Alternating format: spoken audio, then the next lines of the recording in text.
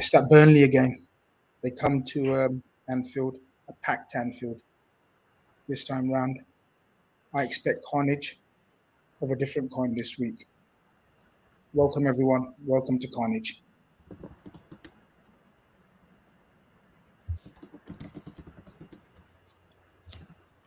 Ladies and gentlemen, welcome. We have messed up the intro again. But this time, I sacked Avi. As you can see, there's no Avi on the screen.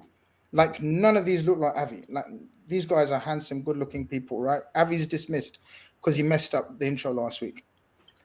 And Ross and Fahi, welcome aboard first and foremost. Absolute pleasure having you both on. As you can see, I've got Conroy, who is a brilliant contributor to the LFC Daytrippers. Absolutely brilliant. And yeah, Avi's laughing in the comments already. We spoke with Conroy, and I said to Conroy, "You know what you're doing, right? We know what to do with the intro and everything." Because Gav's been drilling it into me. And lo and behold, this is what happens. But listen, I love when this happens. This is what it's all about. Again, Fahi, how you doing, pal? It's been a while. I've been trying to get you on. Timings and whatnot hasn't always matched, but very, very welcome.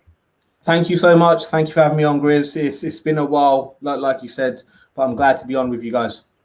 No problem. And Ross, resident now, like, you know, I mean, that dude from the Redmen, like, it all started from that dude from the Redmen, and now look at you, you're part of the furniture. Nice one, pal. Yeah, thanks for having me again. I don't know why you call Daytrippers, mate. It's fucking bedtime nearly. Well, listen, come on. But you got to remember, and people, this is your opportunity to tell us where you're viewing and listening in from, because it could be day in parts of the world, where we're popular. Like, I can't imagine us being popular in the UK and Ireland. but Conroy, listen, Conroy, the only way is up. How you doing, my friend? No, I'm okay, mate. I think that was like 50% right. So, see, to be honest, that's pretty good for me. So, that's a pass mark. I think we can all agree. No, absolutely, only joking. Absolutely. But listen, it's been a pleasure. You got big, massive boots to fill. I mean, he may be only 4'5", right? But I'm telling you, I'll tell you. Listen, thank you very much for helping me out today as well. No, absolute pleasure. I'm buzzing to be here. To be honest, it's I saw that tweet this morning and I was like, yes, definitely up for it. And then the dread of having to fill for Abby came on. So I've basically just been in a dark room for the past 3 hours preparing myself, but I'm ready to go. I'm still messed up. Exactly. That's it. Don't overthink it. It is what it is. Listen. So look, last week was the first week of the Premier League. We spoke about the excitement. Everything was geared to having an amazing season again. Fans back in the ground. I'm still recovering. I've just about recovered from last week. I'm not going to lie. Last week, I made the long trip to Norwich. And I have to say, it was probably one of the most enjoyable away trips in a long, long while. Obviously, because it's been such a long time. But on top of that, I thought the away Reds, shout out to the away Reds. It was amazing, amazing atmosphere. But this week, guys, takes on another level, doesn't it? Because this is like, I literally can't sleep already, and I'm looking forward to it that much because it's been 17 months, lads? Is it? Does someone know exactly how long it's been? I think it's 18 now. 18 months. I think so. Yeah. So 18 months, and there's been not a crowd. Well, we had the 10,000, didn't we, and whatnot, but that didn't feel right. This will and has to feel right. Conroy, I'm going to come to you first because this is it. This is what we've been waiting for. We've been told and we've witnessed and we've experienced probably the best Liverpool team in our lives, I think. I'm speaking for myself. I think we all agree. we've missed them like hell, haven't we? And we haven't watched them enough. But this is a chance for us to have them back in the ground, for us to be back in the ground. How are you feeling going into this? I think we're all, to be honest, ecstatic, to be honest. And it's last week was just you were lucky enough to go, Grizz. It was a snippet of what it will be. And ironically, it's going to be against Burnley, who I'm not going to steal what was said before the chat, but after the loss to them, it kind of was the downfall of last season for a long time. So it's quite fitting that we get to go back to Anfield, and it's a bit of retribution for that. So I think just it's kind of fitting that we're against Burnley. And I feel like the atmosphere is going to be for everybody. I think even the friendlies, pre-season friendlies against Osasuna and Bilbao, I mean, they didn't even feel like friendlies. They felt like just like an actual real game because people were just to be in there and embrace it again. So to be honest, mate, I think it's going to... I'll probably be watching a match a day about 4 times, to be honest. Unfortunately, I can't get a ticket. But I think it's going to be superb. And hopefully we win, because I feel like we all feel like we're going to win the league after beating Norwich. And that's great. I love the optimism. But it's going to be a bigger test against Burnley because they're not going to give us as much space. That's a guarantee. So it's going to be interesting, Grizz. Ross, this game, obviously from our point of view, a packed Anfield, seeing friends again that we haven't seen in ages, no restrictions. That's amazing as it is. That's exciting as it is. But then the added spice, and I'm so happy that Conroy didn't steal my point, which I stole off him. This Burnley team comes to town, and it's the same team, same manager, near enough, I think same squad as well, barring 1 or 2, that stopped our consecutive wins streak. And then last season, for me, it was the saddest I've been in ages. I think probably since the 13-14 Stevie Jerry slip. That's how bad I felt because not only did we lose, but I think it was, correct me if I'm wrong, and people in the chat will, I think it was around the death of Jurgen Klopp's mother, around that period, or she was very ill as well. So overall, it was a horrible, horrible night. A lot of coaches and players don't use the word revenge, Ross. They hate using the word revenge. But as fans, we're allowed to use it, right? And yeah, I want huge, massive revenge. Yeah, I think you said a lot of things that are the same with in regards to Burnley, but there's a lot of things that are different. Our side is different. We'll have fans back in the stadium, which I think is different, and life's ultimately different. And that Burnley defeat was hard to take because it was just compounded on top of a lot of other things. We weren't playing great. We'd lost Van Dijk at that point. We'd lost Gomez. I think Matip actually played that game, so we still had him in that team, but we weren't playing very well. So then you can't be there in the ground to cheer them on. You can't go and see your mates really because it's just a bit shit. I think at that point we realised we weren't in a title race, and as you said, you lost the one hope that you had, which was maintaining that a great record at Anfield, and it was gone. And there was no escapism there. There would seem no route out for things to get better. And in fact, they didn't. They got a lot worse when you thought they couldn't. So I'm kind of glad. Normally, when you think of Burnley 12:30, it's a bit or Burnley 3:00 at Anfield. It's a bit like it's not one you kind of get up for, but it will be. And I'm glad it's Burnley at 12:30 as our first game back, because normally I think we'd struggle. The crowd would struggle in certain games, but I think you're all spot on. You 100% won't this time. And I think we're different in the sense of, I think our squad and the players that we've got will have learned from things, but also Thiago playing against the low block sides. We struggled against them. Before we start recording, you mentioned Fulham. Brighton was another one at Anfield as well. There was a template, a blueprint to go, just sit back at Liverpool, soak up the pressure, hit them on one counter attack and get a goal. That's how you beat Liverpool. Well, we're not. We've got Navigator this time, who can unlock a low block side. We've got Thiago in there. We can look at the bench, and we've got different options. And then plus we've got 50,000 Reds back in the stadium who are going to be after blood, I hope. Fahi, we're looking forward to it, and we're all excited about it, and we're buzzing about it. There's no doubt the players will be as well, right? Oh, the players, Jurgen Klopp will be absolutely chomping at the bits, right? Because they've missed it as much as us, right? 100%. I mean, think about last season. There were times where it looked obvious the players were struggling and they just didn't have the extra boost that they needed. And now that we're going to have the fans back, 50,000 Reds, it's going to make such a big difference. You know, when there's going to be those times, 60th, 70th minute, where they're struggling a little bit because obviously it's still the start of the season, the Reds will push them on. And I think that's so key to the way we play, the intensity, the pace. It's all because of the crowd. And that's what we missed last season. We missed it so badly. It was so obvious. I'm just so glad we're back to normal now, hopefully. Yeah. So as even those things where it doesn't go right, you know, it'd be times last season where it was hard for us to watch. So I imagine it was hard for them to kind of play in certain games. When a pass doesn't come off, or you know, you make a run and someone doesn't get there, there was none of that like 50,000 people going, oh yeah, like right idea, come on, let's kind of go again and ramp them up. So it's not just like scoring goals and singing songs or whatever else. It's that extra bit of adrenaline or like confidence that you're going to get from the fans. Like we'll do something wrong against Burnley, but you guarantee you'll be lads going, fucking hell, nice one. I saw the right idea what you're trying to do there. Go again. So if the player, his head's going to drop, it won't come back up again because there's someone next to him going, fucking hell, that was a nice one. It does. It makes all the difference. As you're talking about every little sort of aspect of the game that, you know, we helped.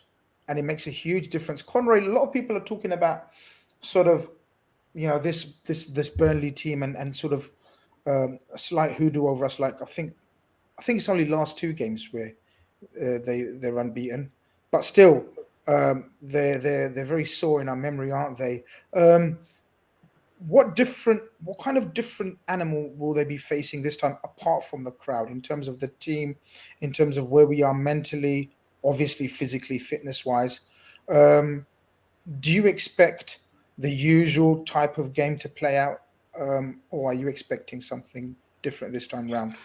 This might be a unpopular opinion, but I've got to be honest, even when we had a great team, Burnley is always a difficult game. I think even if we say we lost the last game at Anfield, but if I'm not mistaken, the comments will get it right. I think we conceded, was it 4-3 before that previously as well? We had the Westwood corner when Alisson's had a few shaky moments. That was probably a foul, to be fair, but I don't think Alisson has the greatest memories against Burnley because that's the corner he conceded and the penalty he gave away.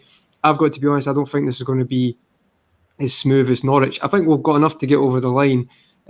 Ironically, the best I've seen us play against Burnley was when we had Nat Phillips in defence. And that at Turf Moor, that was the easiest I've seen us beat Burnley. That might have just been the way it went that season. But I feel like if, as Ross mentioned, Thiago Hendel might be in the bench, maybe start. We'll get into that later. With the performance of Kea at the weekend, his confidence will be up. And obviously Salah is just electric now. It was really good that actually, you could say the front 3 of them got a goal against Norwich. So I feel like the front 3 will just have enough to beat Burnley. I feel like we'll control the game like we usually will. And I'd say we'll get enough with the front 3 with the form they're in, and even Bobby Firmino scoring. I couldn't even believe that. I feel like we'll get enough to get by Burnley. But I don't think it'll be. I feel like it'll be a similar match that it always is against Burnley. They make it difficult, and so they should. You know what I mean? They've not got the same budget as us. I get really annoyed when people say, "Oh, they're playing a low block," but they should be playing a low block because it's our job to beat them. You know, and it's as Ross said, that actually, you've seen pundits constantly saying, "Oh, they're playing a low block." Well, that's great, mate, but give me a bit more insight than that. It was like, we should be able to do better with that, and with the full team back, I think we will. And I can see us winning maybe 1-2-0 at the weekend. I didn't ask for your prediction right yet. So you're gonna have to change it now. When I'll change at the end. it. You can use that one. Change it because I'll try to use that one. Ross, what will be different in this game? So look, Burnley, we know they're not going to change their tactics. They don't change their tactics. Very rarely do they change their tactics for anyone, really, home or away. But Conroy touched on a few things that, you know, sort of, you know, there's always players that have teams they play against that are sort of better for them or they do better against. And Zachary Egan says, I think Firmino has the most goals against Burnley on the team. I think he means like he's got the best goals record. Obviously, we're going to start touching upon how we think we're going to line up and sort of the team selection.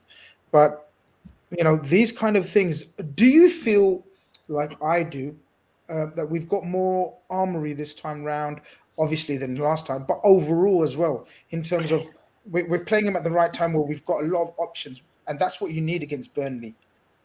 Yeah, the different options now to attack, but also to defend them as well. You know, you've got the likes of Matip, Van Dijk, Fabinho, even Jordan Henderson back in the side, and you've really got height in your team, and that's where Burnley like to cause their threats. I agree with the low block stuff. I'm not slagging the way off the kind of play, but that's how they play and how they will do coming to Anfield. But they'll look to hurt us on set pieces.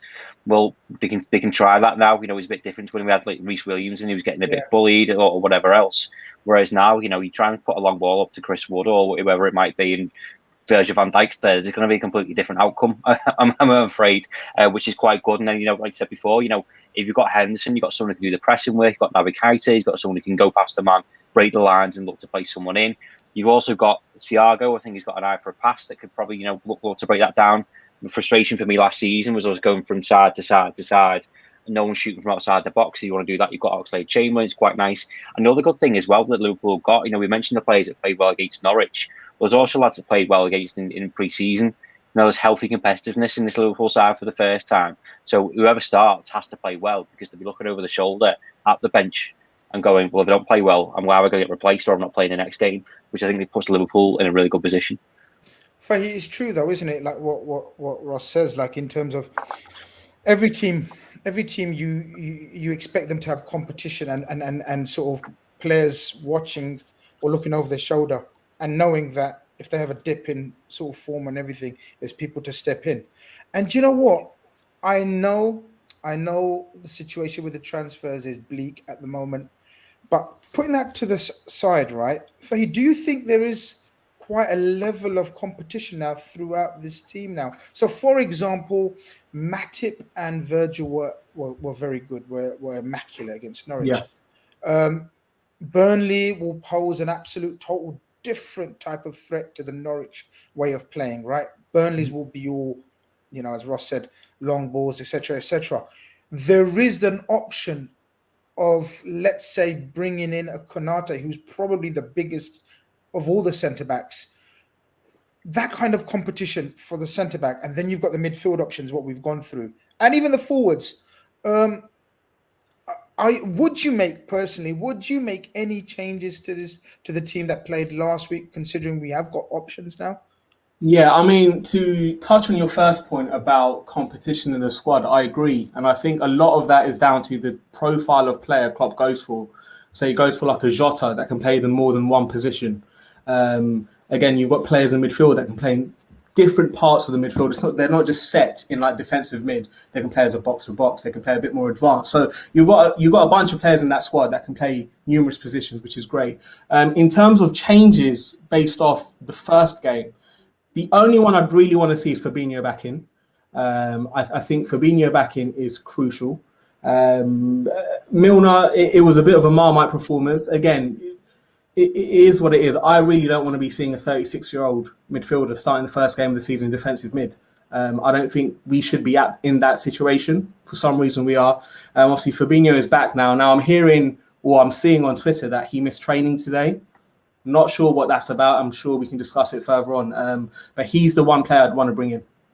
I think that goes without saying. He kind of, we've always known how important Fabinho is to this team, and we always talk about him being the best DM. But last season really showed. Have you got any concerns, Fahi, that I have just thought about in the last sort of couple of hours in terms of Tsimikas at left back? Now, he was absolutely fantastic against Norwich for 70, 75 minutes. Yeah. And then, as Klopp says, someone pulled the plug out, which happens to me in 5 minutes, so I can't complain. But, he plays at left back. And what Sean Dyche is very good at is trying to sort of target the opposition's weakness and sort of really focusing on there. Now, hopefully people in the chat know what their setup was. But I wouldn't be at all surprised if they do go with two up front and both. Yeah, it was a 4-4-2, Grizz, last game. It was a 4-4-2. There you go. That's you've made up for your mashup at the start. I wouldn't put it past him to put two absolute lumberjacks and then totally focus on swinging balls into that far post near the Tsimikas area. How would you expect us to sort of overcome that, Fahi, if you want to take that first? And again, you're right. I think that is going to be the case. Now, if you're looking at who plays at right mid for Burnley, it's usually Gudmundsson, right?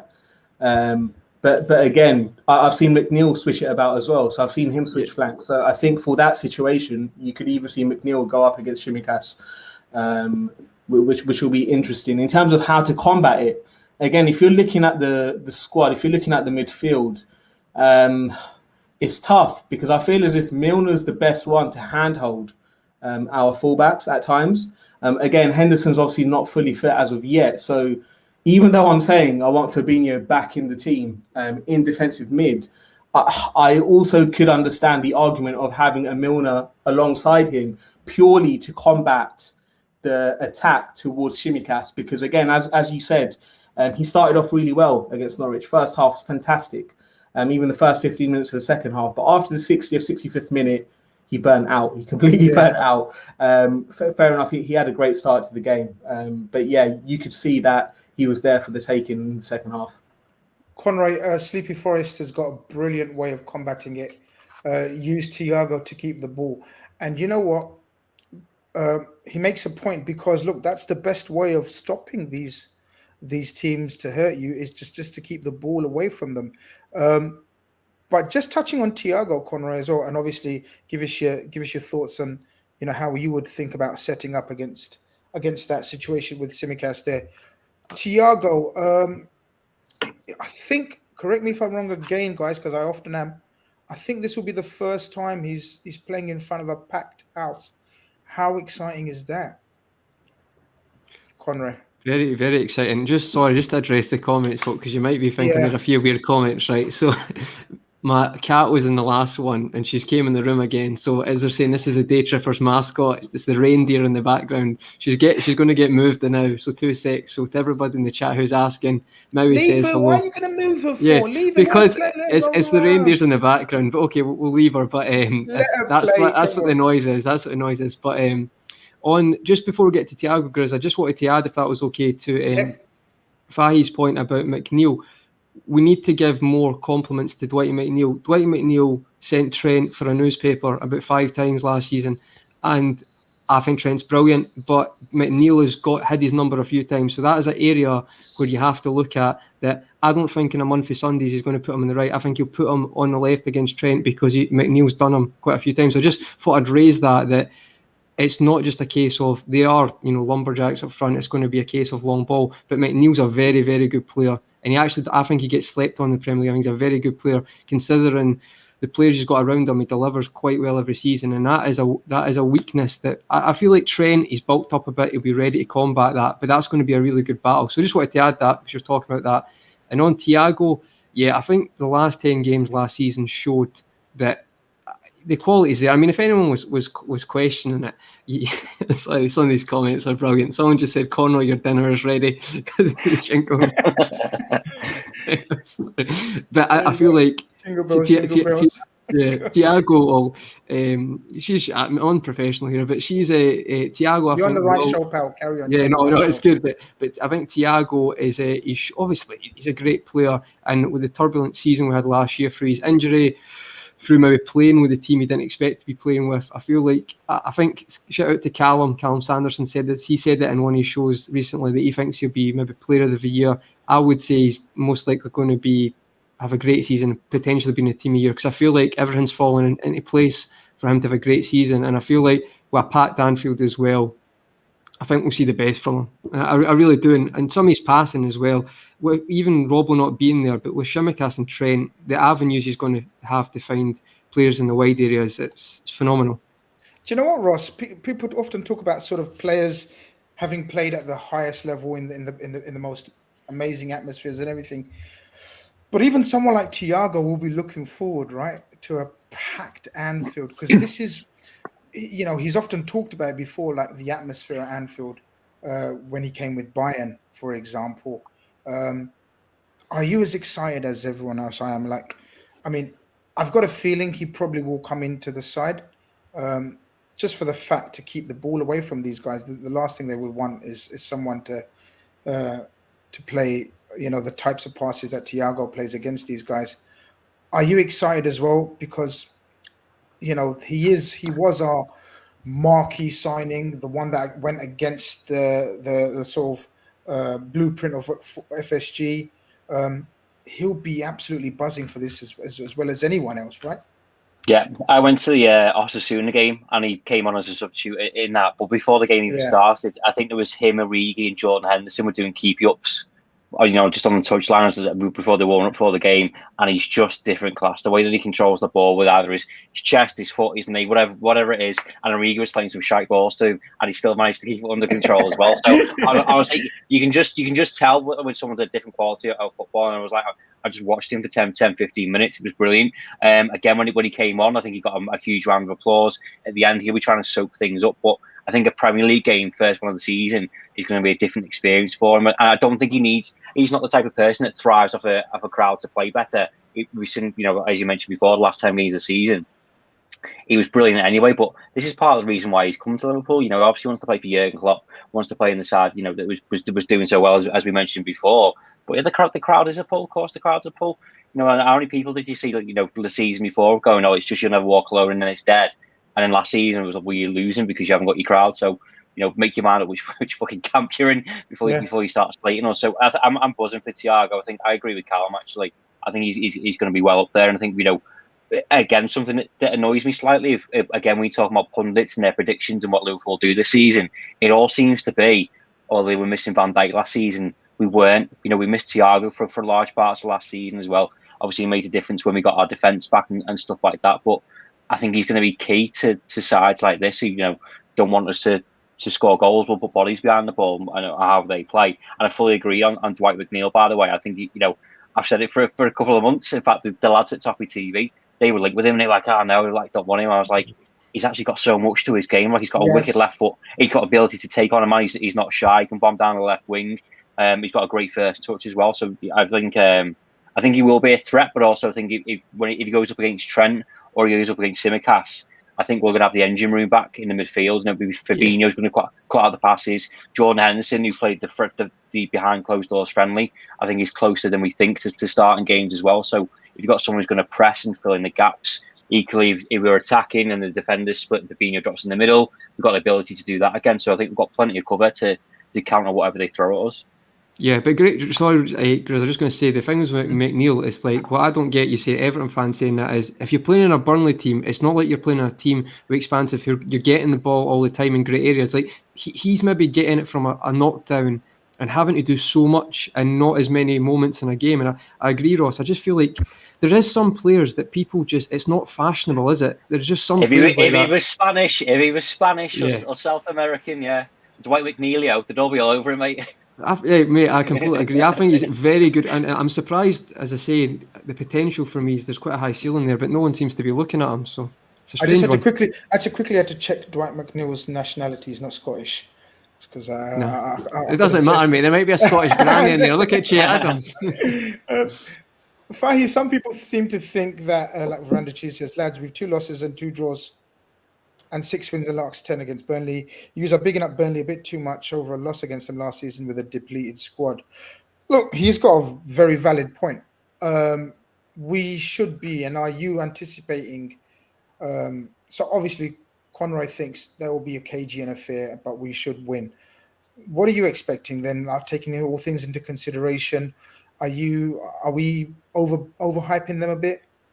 Nah, I honestly don't think we're overhyping them. Really and truly, I don't think we are. Purely because there's a few factors you got to look at.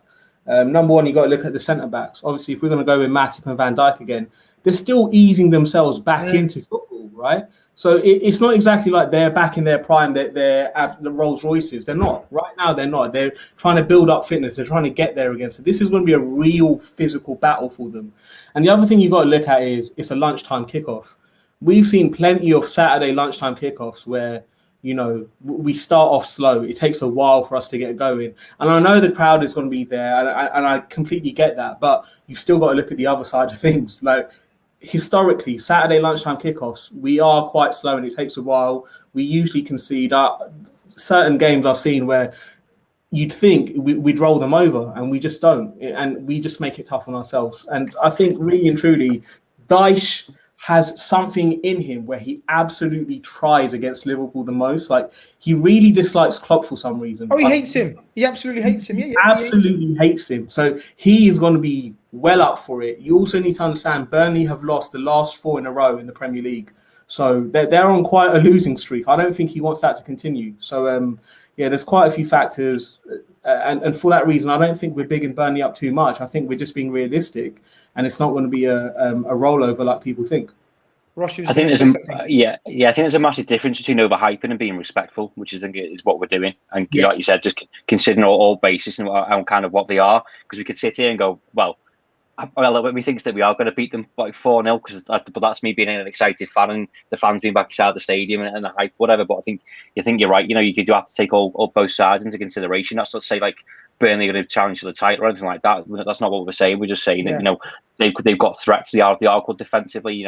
Tarkowski and Ben Mee throw the bodies on the line and anything and everything, because that's what's drilled into them. So, it's a different type of football. Like Conroy was saying before, it's almost like a snobbery sometimes to think, oh, it's low block, whatever else. But that's the way that they have to play, and I think we have to accept that. Yeah. Is this That's true, his lads? job at the end of the day. That's his job to make it miserable for us. Exactly. But is this true? Is he a Liverpool fan? Is that? Yeah, that is true. That's true. And I asked him that, and he did say that he is a Liverpool fan. So yeah, that is. Okay. When did you get a chance to speak to the? I've been at a wedding with him. So my friend. Really? Tell us more. Yeah. I sat on the same table as him and Ben Foster. I asked him the question. I was like, she's told me that you're a Liverpool fan. Is this true? Because I don't get the sense you are. And he said, yeah, I grew up as a Liverpool fan. Amazing. In his really growly voice. Let's talk about this. How was he at the wedding? What was he like? What's he like in He is exactly what you think Sean Dyche is. He is exactly... Literally, that voice you can hear from absolutely everywhere. And thankfully for me, I was right next to him. So I could really hear that. Every time he spoke, everyone just turned around and looked at him. Did you ask him about his views on football and the? No, I didn't really want to bother him too much. I think, fair enough. I think he probably gets that a lot. But yeah, I just found it funny because I really dislike Sean Dyche, and the fact I was sitting next to him, it just made my day. As Red Cannon says, you just started a fight with him, man. Like, imagine that. I've heard he's actually okay though. I've a few interviews I've saw, and it's like he's apparently a massive Kazabian fan as well, because Peter Crouch was talking to him. He's a massive indie music fan as well. You wouldn't expect it, and it's like I know it's the easy narrative for us to dislike him, and obviously Klopp would win in the fight. But I think that's a great story, mate. You can't just drop that in like, I spoke to him last week. That's amazing. Hold on. Someone in the comments is saying name drop. Well, we're talking about him, so it's not really name dropping, is it? Exactly. Like, do you know what I mean? Like, I had lunch with Sean Dyche. Dinner. It's not a name drop, is it really? But yeah. But obviously, as soon as you mention Sean Dyche, the comments start coming. Was he eating nails as starters? He's got this image, hasn't he, Ross? But his team personifies him. I guess he's one of those coaches where he gets his message across. He knows what he wants from his team, and it's up to us. I've always said, look, people that moan about the way his teams play, well, as Conroy says, that's his job, to get the best out of his team, to do what he can to disrupt us.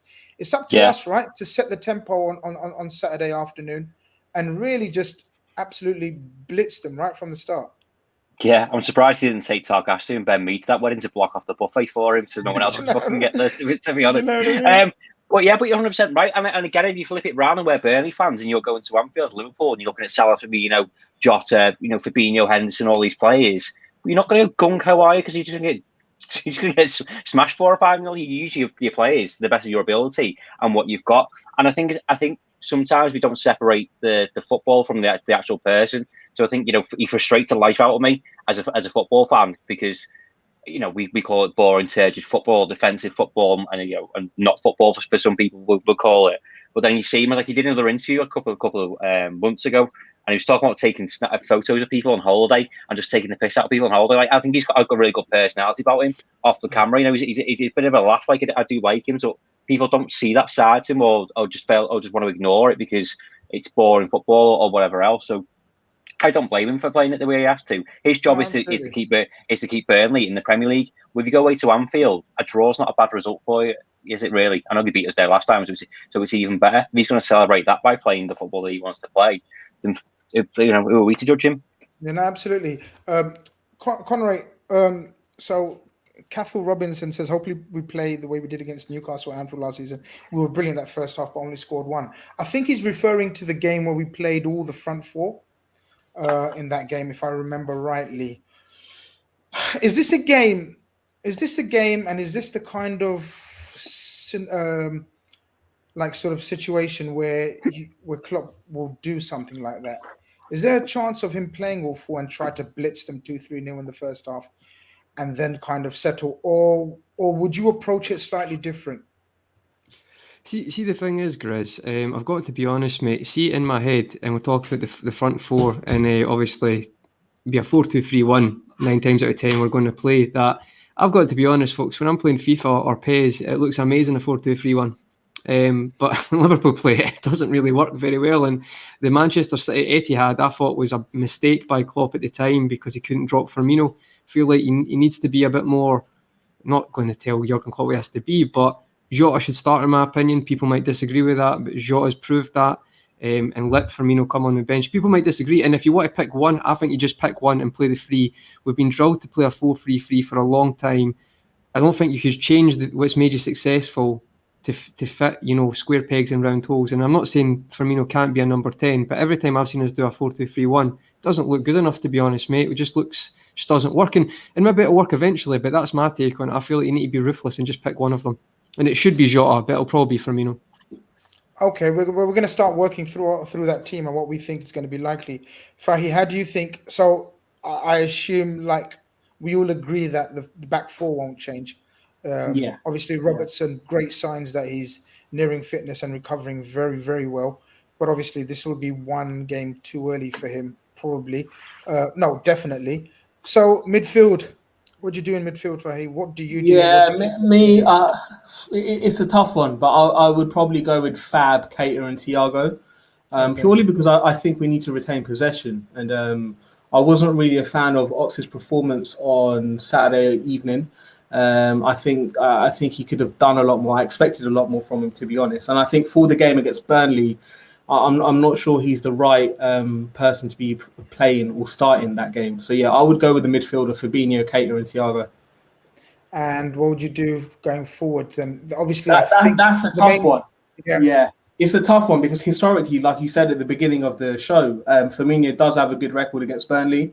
Obviously, he scored the other day. He looked good in pre-season as well. So it's a tough one. But again, can you really drop Jota right now? Does he deserve to be dropped? I don't think he does. So really and truly, I probably would go with the same front three as we did against Norwich. Jota up front with Salah and Mane. Ross, any disagreements there, or pretty much the same? Or not disagreements, because I think you can make a case for a lot of players. And this is the beauty of having this conversation. 6 months ago, it was just who's got two working legs. You're starting. Whereas now, I can't disagree with anything that the lads have said. Personally, myself, back four picks itself, midfield three. I think I'll go Fabinho. I'd go Hendo, and then one of Keita or Thiago. I don't mind which either, but I think you've got a good balance there of defensive work, pressing, and then someone to either thread a pass or go past the man. Against a team that's going to put men behind the ball. I agree on Jota, and I think this is the beauty of what Liverpool have got now, as we saw against Norwich. We can have someone that's going to make runs, tie defenders out or left backs out, mix it up with Salah and Mane, wear them out, and then you're going to bring Bobby Firmino off the bench when they're all worn out, and then just doing no look shit and just making him a bit dizzy. That's completely fine. My perception of Bobby last season and other seasons was he always struggles against teams that put 11 men behind the ball or 10 men behind the ball because he likes the ball to feet to turn, and then when he turns around, there's two banks of four in front of him. Doesn't really do that. Whereas Jota's good at making runs in behind him and kind of being a little bit of a nuisance. So I like the start of Jota, whatever else. Again, you make a case for Chamberlain. I don't think I'd start him, but I wouldn't be against it. How many times last season with people saying get someone to have shots outside the box? Well, you've got that. Harvey Elliott backs himself to have shots outside the box, as we saw in one of the pre-season or a few of the pre-season friendlies. So I love the fact that we've got options in this side, and that's either before the game or if something's not working during the game. I'm not looking at the bench and going, well, there's Shaqiri and Origi there. What are they going to do? Oh, I can have Bobby Firmino, I can have Chamberlain, I can have Thiago. We've got options to mix things up. Yeah, Conroy, obviously mixed opinions and mixed views about who starts in up front, and Daddy Pig makes a good point here. He says, guys, don't disrespect Bobby. No one on the team can play the role he does. So far, 3 players have tried and they don't get involved or go missing. Jota got a goal last week, but we didn't see him. So he makes a point about sort of Jota, and I referred to this in a couple of shows we done last week, in terms of he's that cold-blooded killer, isn't he? As opposed to sort of, I think he's got aspects of I think you was on the show where you spoke about him, where we discussed that he has got aspects of his game that, in my opinion, needs working on. And that will come the more he plays with the front boys and the understanding and the chemistry. What we take for granted is, I know Ross alluded to Bobby likes the ball to his feet, but these Burnley centre backs don't like players that are playing up against them. They like they would hate players who sort of drop into that space and then just looking to sort of drag them out of their comfort zone. And Bobby's very good at that, whereas Jota possibly would be easier to mark, because even though he likes to make runs behind, I don't think there will be a behind against Burnley, if you know what I mean. There won't be a space to make those runs. So it's a difficult one. I also think you utilize Bobby's great form whilst he's got it, because he has these phases, doesn't he, where he just goes totally missing for the season. So, look, taking these points and things into consideration, what's your final thoughts on how you would set up front then? The thing is, for me, folks, and it might be a bit ruthless, but how many games has Bobby Firmino played when he shouldn't have played? And I feel like we're testing Jota's patience a bit here. I feel like if he was a different type of person, he'd maybe be a bit more outspoken about this, because I don't know what else he's meant to do to be in the starting lineup. You talk about technical ability, and I agree, Grizz. I completely get what you're saying with Firmino, but if you don't start Jota in this game, how is that healthy for a squad? How can you possibly do that performance? I know the comment says Jota wasn't involved. I feel like the first half had a header saved by the keeper. His movement, Jota's movement's a different type of movement to Bobby. For me, I actually think people sleep. I said this to you, Grizz, before. I think Jota's a very clever footballer when it comes to movement. If you watch a lot of the times, he drops in a number 10 position whilst running to create space for Mane and Salah. For me, I just think you've got to be ruthless in the sense of Firmino last season, how many times did he keep getting started? And I just feel like it doesn't send the right message. And for me, Jota's effective. It does. You can look at science behind it, but he's just effective. It works. It's a bit like Mo Salah at the start. Well, we could have Mo Salah's obviously a great player, but you would not say Mo Salah is technically the best player you've ever seen in your life, but he's so effective. And I feel like Jota is in that mould. And for me, you start Jota. If it doesn't work, as Ross said, tire the Burnley defence out with the movement, and then you've got Firmino probably at the same time against Norwich to link the midfield and attack, and it works well. So I would go for Jota, each to their own, but I just think needs to be a bit more ruthless this season when it comes to that, because I know he loves Bobby, and obviously there's sentiment in football, there's favourites, hence why Ox is getting so many chances, but you've got to, you cannot start Jota, in my opinion. I feel like it doesn't send a good message for the team at all. I'd like to add a point as well on what you're saying. Go for it. And basically, I feel as if it's unfair on Jota where people just compare him to the work Firmino does. What is it to say that Jota is not told to do something different? I think people just feel as if Jota slots in, he's supposed to do what Firmino does. Well, that doesn't necessarily have to be the case. I think Jota has different attributes where, he sniffs out second balls quite well. He knows where ricochets are going to come, and he runs in at the right time. He has this instinct, doesn't he? Exactly. He has this cold-blooded instinct where exactly. Yeah. And for that reason, I don't think he's told to drop back as much. I don't think he's told to be involved further back in the pitch. I think for that reason, Klopp wants him further forward, sniffing out those second balls and stuff like that. So I think it's quite unfair when fans compare his work rate to Firmino's, because I think they're told to do two different things. Ross, you wanted to say something? But just firstly on Jota, I think to add to what Conroy was saying there, he made a Suarez-like run before Todd Cantwell decided to try and kick his leg off as well. So there is different aspects to his game. The other point I wanted to make was, I think it's not necessarily the case, but I think you've got one eye on Chelsea as well. Get through this game, but also if Jota starts this game and runs himself into the ground for 70 minutes, Bobby's still going to be fresh if he plays 20 in this one for a game against Chelsea, in a game that might suit him a little bit better. So, that's another massive game at Anfield with a different test.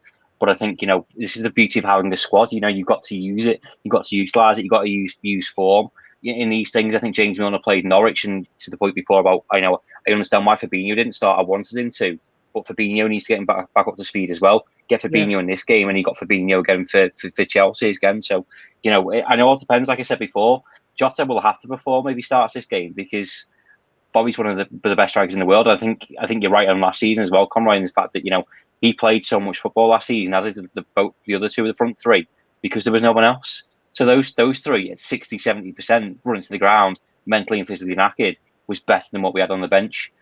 This time, you know, you've got rotation within the front four, as it were. Use it. Yeah, no, you're spot on. Look, I think it's a tricky one. I still don't know.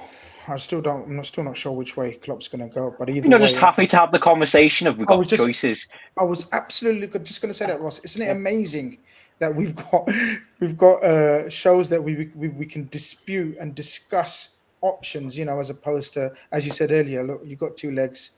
Yeah, get on the pitch and play this week. It was true though, Conroy. Look, someone's going to try to help me pronounce this name. Go on, Conroy. What co-host? What the Valovic? You mean Vahalovic? No. Which one you got? Oh, that one. Sorry, so the one that's up already. Zizes Kutsumbas. I hope that was right. Probably not, but pretty much. I think that's spot on, actually. Call me the butcher because I butchered that probably. But no, we'll move on. Proper. He says Firmino is a maestro versus low box. His exceptional first touch, close control, and between the lines movement is second to none. He must be the most disrespected footballer in football history. I totally disagree, but it's a brilliant. The reason why I put this up is a brilliant segue into my next talking point, guys. And the next talking point, if Laura Duffy's in the chat, can you put us up Mohamed Salah's amazing stats, because I think he's close to breaking another stat. Fahi, I'm going to come to you first, and because I think Mohamed Salah is the most disrespected footballer in footballing history. Today, over on social media, I didn't retweet it because I don't like giving these kind of organizations much notice, but unfortunately, we're going to have to bring it up for the segment. A presenter on Talk Shite said, he said, I don't know what it is about him. I just can't explain it. I know he's good, but there's something about him. Just what on earth are these people talking about when they can't accept the greatness for this fella? A lot of chat about his contract and his demands, apparently, or whatever. But first, tell me, you know, where do you rank him, and what do you think of this phenomenon that is Mo Salah? I've run out of superlatives to describe Mo Salah. I think Mo Salah is a player that has absolutely surprised everyone in the sense of what he has actually achieved at the club. I don't think anyone really expected it. In terms of goal returns, assist returns, I don't think any of us expected it. A lot of us thought he'd do well, purely because of how well he did at Roma, but I don't think we thought he'd do the numbers that he's achieved so far. And even in his worst season, he's achieved numbers where players in their best season have just about achieved. So that kind of says a lot about the level that he's performed at for Liverpool Football Club. Where I rank him, what type of ranking are we talking? Are we talking right now in the Prem or just for Liverpool in general? So, look, the question that's always asked is the greatest Liverpool player, I guess. You know, and obviously people often talk about sort of Dalglish or Gerrard sort of being at the pinnacle of that. Sure. I think by the time this fella finishes, I think he will be on a level playing field, if not exceeded them in. Yeah, I think he'll get to a point where his name being up there with those legends won't be as surprising as it still clearly is. I think he deserves it. I think people have every right to mention his name there just because of what he's achieved at the club, just because of his consistency, just because of him winning the Premier League, winning the Champions League. I think these are things that legends do, and he's done it. The other point I want to make, you obviously referenced a radio station that I don't want to reference either because they do talk a lot of shite. And what he was trying to say about, you know, there's something about Mo Salah that I can't put my finger on that I'm not sure about. I think it's an aesthetic thing, right? I think with Salah, the way he plays, it's not exactly the most pleasing to the eye. If you're a neutral fan, you're probably not a fan of watching the way Salah kind of jockeys and gets around with the ball, it's probably not the most attractive type of football. Fair enough, but that doesn't mean you kind of lower what he's achieved and lower his actual level, because he's clearly proven it for 4 seasons now. I'm not really sure what more you could possibly want. Look at this. I mean, we've been inundated with some amazing stats, because I asked Laura Duffy and everyone suddenly it's Laura the 2 goals Duffy. from 100, Grizz. So Salah's, he's either on 98, I think it's 97 or 98, so he's 2 goals from 100 Premier League goals, and that's in 4 years for a winger. And yeah, just sorry to interrupt, Grizz, just to add on to Fahi's point. See, the thing about Mo Salah, this is a big debate in football, and I'm always on this side of it. Mo Salah, we're all Liverpool fans. We don't watch the match of the highlights, watch the full game. We could all say Mo Salah probably should have scored more goals, because he's actually missed quite a lot of chances as well. And he's the enigma of a man. But what I would say is, it's about effectiveness, football, and I think some people struggle to accept that it's about effectiveness. And Mo Salah could have an average game, but he'll get a brace, and he's just so effective. And that's why I think some fans who you mentioned Goldstein about the aesthetic and stuff just have to accept that the way he plays football is better than a lot of players who look, so say like a Hazard, for example. Oh my God, that looks amazing, what a run. But I think he's never hit 20 goals a season in the Premier League. Salah's effectiveness, and that's football is. And shout out, some of the comments might not like my next comparison here, but you've got to give credit where credit's due. Raheem Sterling is a bang average finisher, but he scored 95 Premier League goals for a winger. So you've got to give him the same credit. And what I mean, that's a lot to do with his movement under Guardiola as well, and he's in football intelligence. But my point is, Sterling's not technically amazing either, but he's effective, and football's about effectiveness. This kind of fascination, we all want to see players like Ronaldinho. It doesn't work anymore. Salah's gameplay, he being on that last line and running in behind and basically taking it to feet, taking a man on. I mean, the goals and the assists speak for themselves. I think, Grizz, another stat I was going to say to you is, I feel like someone said to me earlier, see, since 2018, Kevin De Bruyne is, so a goal and assist in each game, has had 18 games where he's got a goal and assist. Salah's got 19. So that just shows you his stats are ridiculous.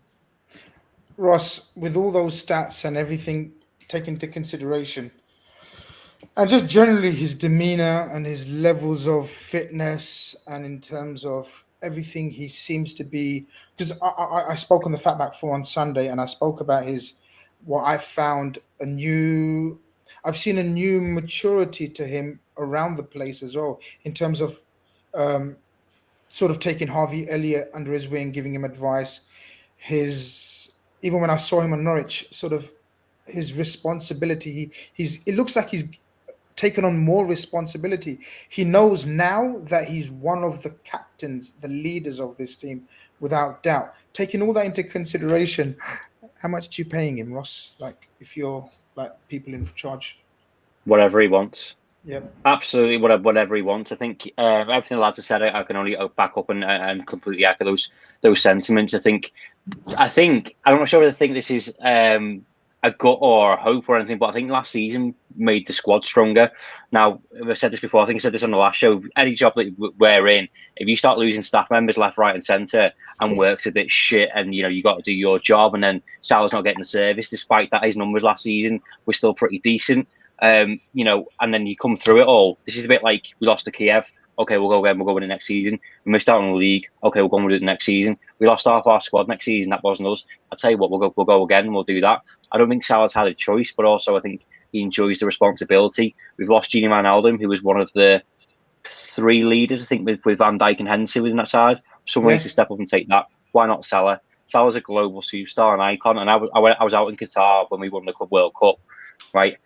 Any time his name was mentioned on, the team was coming out, the whole stadium, outside around the stadium, wherever you were, he's massive. He's absolutely huge. And I think that's part of Gold C's problem. I think it's a cultural thing that is the issue with him, because he can bet your bottom dollar he's right up Harry Kane's arse. Well, why is he doing that? Because he's English. And Mo Salah isn't. It's that simple. I saw Robbie from Arslan TV. I think they did a watch on for the Liverpool game, and they were having the same discussion. And he's like, "It's because he's Egyptian." It's as simple as that. He's not cool. He's not cool. He's not cool, as Conroy said. He's not the flash play. He's not someone's going to end up on the front cover of FIFA or whatever else. He's Mo Salah, and actually I think he's got a lot to his game, and he's got a lot of differences. The amount of times that he scored that goal where he cuts in on his left, you might say it's predictable, but it's how many people have stopped him. You know, some of the best goals I lost my shit when he scored that goal against Tottenham, where he went past 2-3 players by the byline. We ended up drawing that, or whatever. But I think Roma, we did draw that. Everyone forgets that. Yeah. Roma, Everton, same sort of goal, but he's got chips, assists. This time, I think I was talking about togetherness, which was my earlier point. Of he sets up Bobby. He can shoot from there, and there's the chance that he's talking about being clinical. He should score another goal, but he doesn't. He chooses to find Sadio Mane, and when he doesn't have to, okay, because we're all together now. We're all in this together to go and win the league. That's the maturity that you want, but you get that with age. You get that with experience of doing things. So, I'm getting a bit sick of fucking defending him, to be honest, because I don't know. Obviously, I'm not saying this is your fault, but I don't see why we have to, why Goldstein comes out with stuff like that. Because, well, we do know, because, talk bollocks on there, you get traction. That's what it's for. Absolutely. Avi, whilst having fun in Las Vegas, has been trying to get a tweet that bangs sort of about 6 months, and I remember this tweet banged for him. Like, no, honestly, he tries every week. He WhatsApps me and asks me for tips.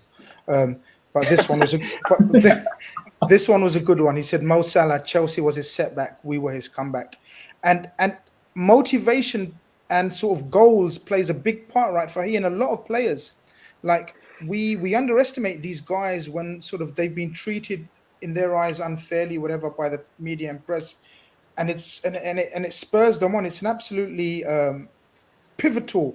Like, motivation can be pivotal in the drive for success.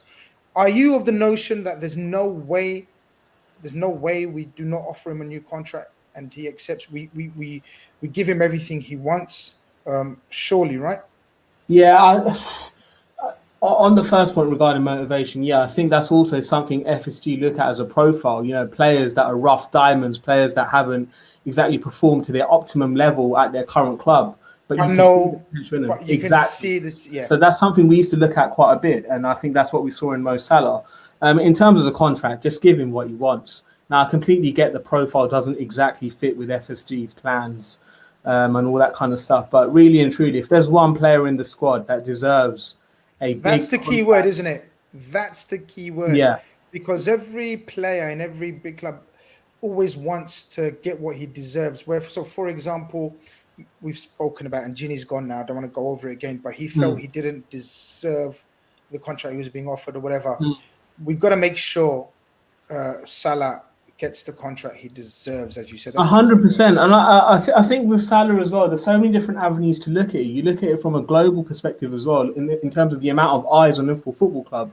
It's an absolute no-brainer to keep Salah at the club, purely because of the popularity he brings to the red shirt. So I think really and truly, he pays for his own salary, ultimately. Like with the amount of work he does, with his profile that he has, it's an absolute no-brainer. I completely get the age thing. I get that really and truly doesn't exactly fit FSG's profiles of renewals when you get to that age. But if there is one player that you can break that for, it has to be Mo Salah. And I don't think anyone can have a gripe with that. No, you're right. I'm sorry, Ramiz. I think we missed your super chat. Still reckon we signed 2 in the last week, lads. It's literally last week, isn't it? Conroy, are you confident that we're signing anyone? Never mind 2. I am still, but it's draining. I've been on 2 shows, gratefully loved it, and I think I started the first show, I was very optimistic, and it's slowly filtering down, and now it's like I've got a few days left. I still believe, as I think Gav said the other night, he feels like Liverpool have got A and B ready, and it's just a case of moving whoever needs to move moving out. X and Y. X and Y, yeah. So I am still confident, maybe not blindly, but maybe other people are starting to panic quite a lot now. But I do feel like there's Liverpool. Ross might disagree because I know he's always done a lot on transfers with Redmen, but Liverpool since Van Dijk have kind of kept their cards close to the chest when it's came to transfers, as far as I can remember anyway. There may be a few examples, but even the Thiago one, it looked like that wasn't going to happen, and it happened. Jota was the day before that, a few days before that, out of nowhere. Even the Fabinho one, I feel like that's how we operate now. So when we don't see it in the news every week, we maybe shouldn't panic. But so I do think we'll get 2 in. But at the start of the window, I know I'd said to you before, Grizz, I wanted the number 9. I think those choices are limited now, and I'm hearing stupid money for Halovic, who's like 70 million, which is crazy, and that's not going to happen. I feel like we've kind of missed the boat with a few number 9s we could have went for. So I feel like it'll be attacker and a centre mid. However, to your point about the Salah thing, do you think that stops Liverpool looking at Saul? Because if he's asking for this certain amount of money, which is not worth that a week, I don't care. So if he's not worth that a week, do you think that maybe stops Liverpool going for him and looks at other central midfield options? I don't think the Salah situation affects anything else in terms of transfer plans. Salah is a unique player for this football club. Salah is a unique situation, not a situation, but Salah is a unique contract that will be a unique contract because he will be the highest paid Liverpool player ever, and he's deserving of that. It shouldn't affect anything else in terms of how we sort of incoming players, but I think we've been smart about it in terms of we've left his contract till last.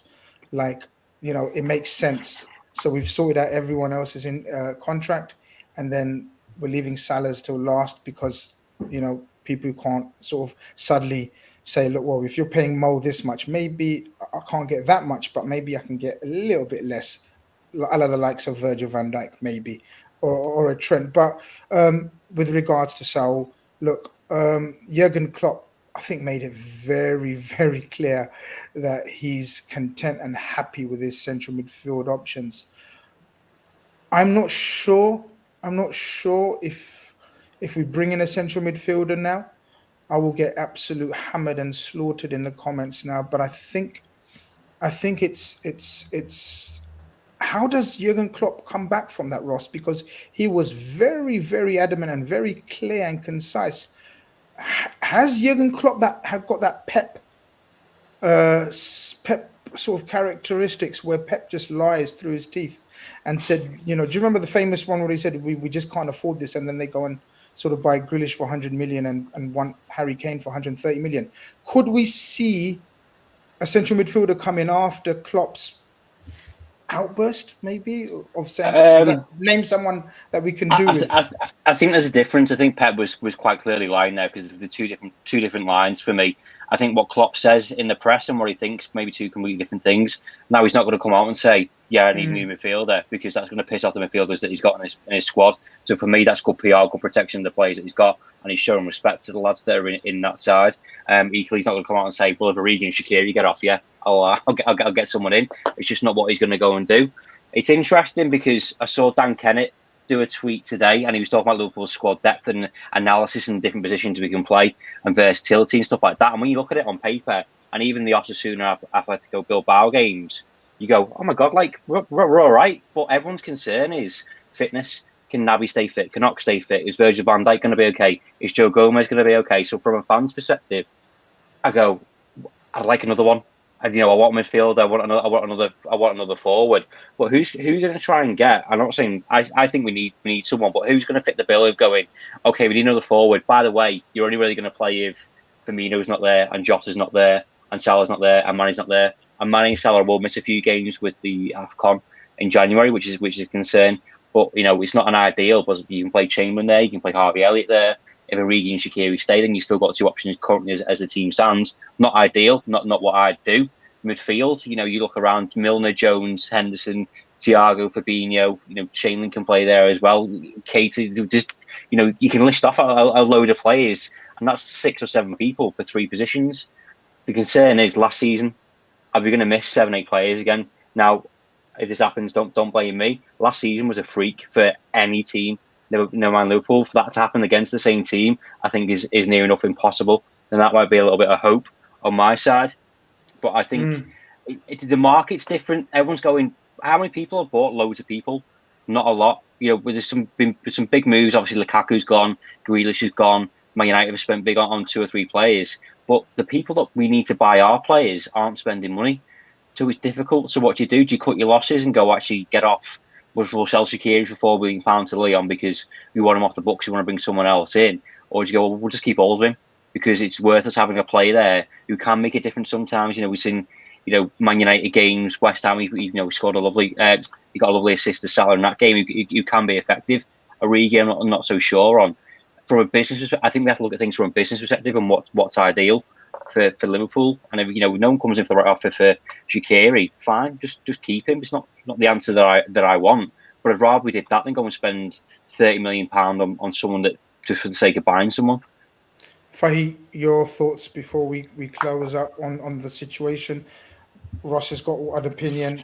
Conroy's given his. What's your opinion on our transfer window as we speak and the possible ending to it?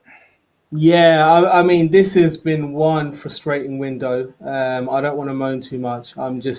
I really get it off your chest, bro. Get it off your chest. Bro, the thing is, if I rant, I'll rant forever, and we've all got bedtime, right? It's past 11. We all want to sleep in the UK. But yeah, I think this has been a really frustrating window this summer. I expected so much more from the club, and obviously for whatever reason, it's not happened. Where do we stand with the final week of the window, final 10, 11 days? I do expect us to make a couple of signings. Who they are, I don't have a clue.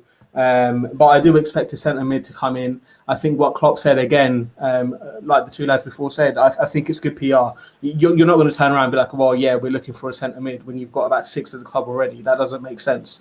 But yeah, I think a centre mid will come in. Hopefully another attacker does come in. But again, who the names are, I don't know. I hope I'm surprised.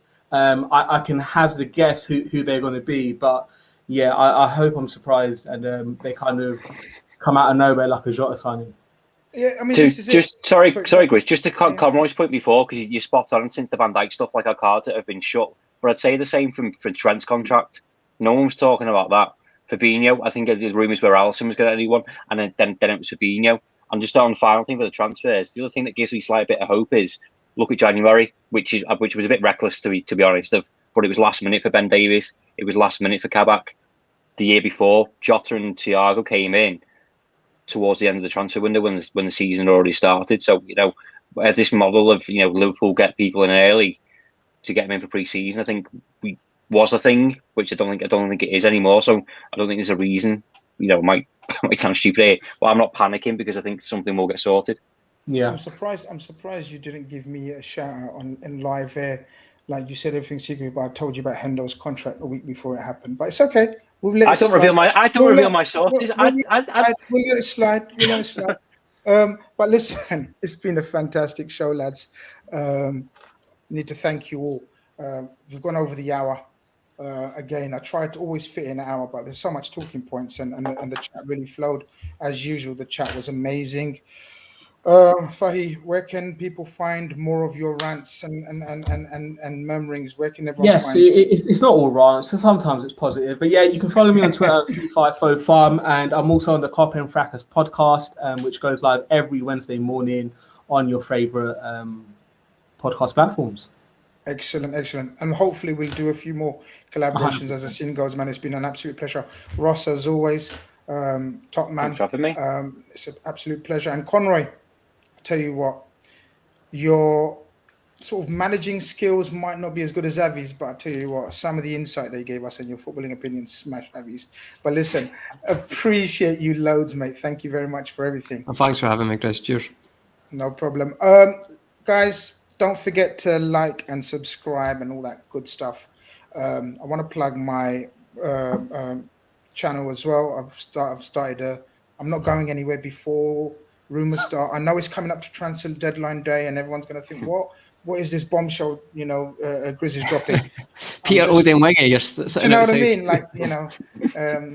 Like, so just if you'd like to subscribe and like my channel as well, I'm going to start putting content out there, which is going to be just an extra on top of the LFC Daytrippers as well. So that would be nice. But apart from that, thank you very much. The chat was amazing, as it always is. Very knowledgeable people in the chat. Now Grizz is not leaving on a 3-year deal, man. It's not a problem. I'm still here. I'm not going anywhere until Gav kicks me out. But apart from that, everyone, enjoy your weekend. Hopefully by 3 p.m. By the time we watch everyone else, we will be top of the table, lads. There's no Friday game, is there? There's not, no. So we could be top of the table, and long may that continue. This has been Khanage on the LFC Daytrippers channel. Over and out.